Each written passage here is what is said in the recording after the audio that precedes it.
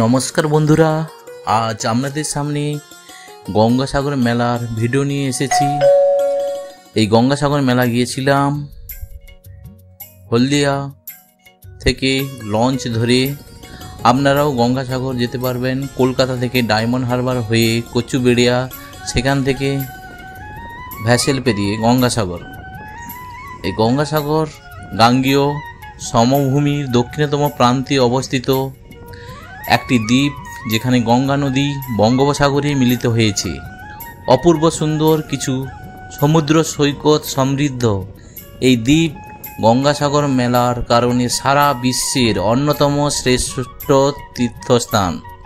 প্রতি বছর জানুয়ারিতে মকর সংক্রান্তির সময় সারা দেশ থেকে লক্ষ লক্ষ পুণ্যার্থী এই পবিত্র সাগর সঙ্গমে স্নান করতে আসেন।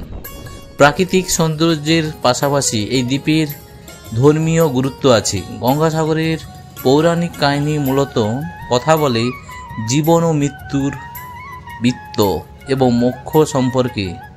আর এই ভক্তির মুখ্য কেন্দ্রস্থল হল কপিল মুনির মন্দির। গঙ্গাসাগরের পৌরাণিক কাহিনী মূলত কথা বলে জীবন ও মৃত্যুর বৃত্ত, মোক্ষ সম্পর্কে। আর এই ভক্তির মুখ্য কেন্দ্রস্থল হল কপিল মুনির মন্দির। ভাগবত পুরাণ অনুযায়ী কপিল মুনির পিতা ছিলেন মহর্ষি কর্দম মুনি এবং মাতা ছিলেন পৃথিবী শাসক স্বয়ম্ভব মনুর কন্যা দেবহূতি। কর্দম মুনি ও তার পিতা ভগবান ব্রহ্মার আদেশে কঠোর তপস্যা করেছিলেন।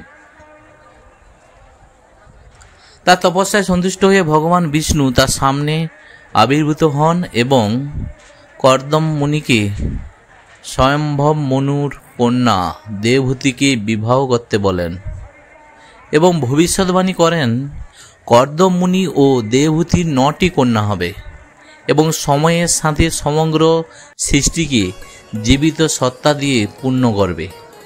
এছাড়াও ভগবান বিষ্ণু জানান তিনি নিজে অবতার রূপে কর্দম মুনি ও দেবহূতির সন্তান হয়ে জন্মগ্রহণ করবেন এবং সমগ্র বিশ্বকে সাংখ্য দর্শন প্রদান করবেন।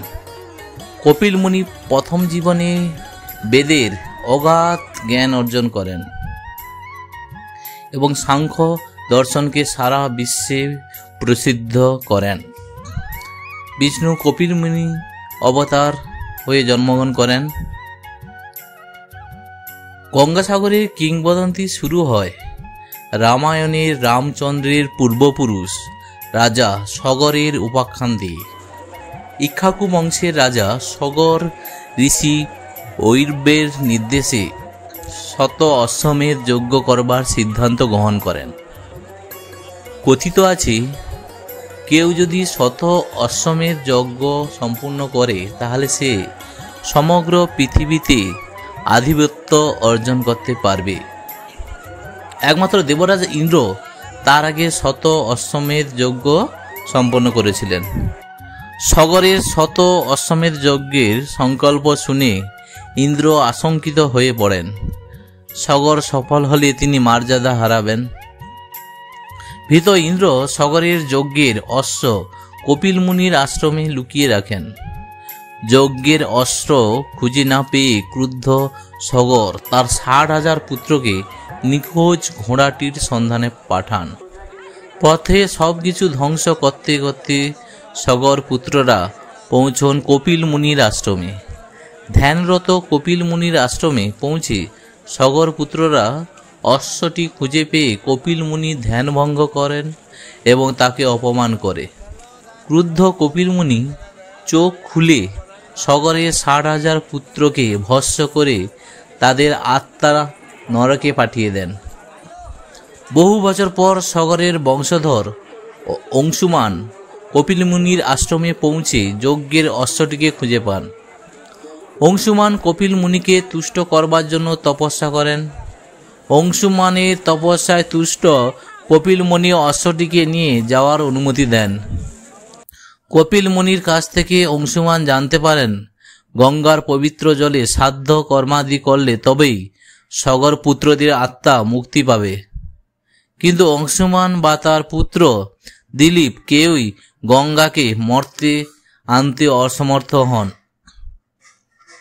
দিলীপের পুত্র রাজা ভগীরথ প্রথমে ব্রহ্মা ও পরে বিষ্ণুর আরাধনা করে গঙ্গাকে মর্তে নিয়ে যাওয়ার অনুমতি পান।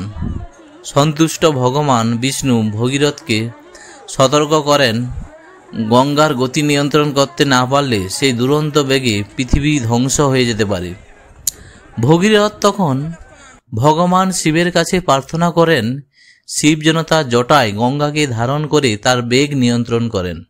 শিবের জটায় গঙ্গার দ্রুত বেগ হ্রাস পায় এবং তারপর গঙ্গা মর্তে অবতরণ করেন। অবশেষে ভগীরথ পবিত্র গঙ্গা জলে তার 60,000 পূর্বপুরুষের আত্মার সাধ্য কর্মাদি করে তাদের আত্মাকে নরক থেকে মুক্ত করেন। যুগ যুগে এইসব পৌরাণিক কাহিনী, কিংবদন্তি ও পরে কিংবদন্তি থেকে বিশ্বাসে রূপান্তরিত হয়েছে। রাজা ভগীরথের নাম অনুসারে তাই গঙ্গার নাম হয় ভাগীরথী। রাজা সাগরের নামে সমুদ্রের নাম হয় সাগর। সমুদ্র ও নদীর মধ্যবর্তী দ্বীপের নাম হয় সাগর দ্বীপ। পৌরাণিক এই আখ্যানে বিশ্বাস রেখে প্রতি বছর লক্ষ লক্ষ পুণ্যার্থী মোক্ষের সন্ধানে মকর সংক্রান্তির সময় গঙ্গাসাগর মেলায় যান। তারা বিশ্বাস করেন গঙ্গাসাগরের পবিত্র জলে ডুব দিলে সমস্ত পাপ ধুয়ে যাবে। এই বিশ্বাসে ভর দিয়ে প্রতি বছর লক্ষ লক্ষ মানুষ কপিল মুনির মন্দির দর্শন করেন। সব তীর্থ বারবার, গঙ্গাসাগর একবার। নমস্কার, আমার এই চ্যানেলটিকে সাবস্ক্রাইব করে দেবেন এবং শেয়ার করবেন। ধন্যবাদ, ভালো থাকবেন।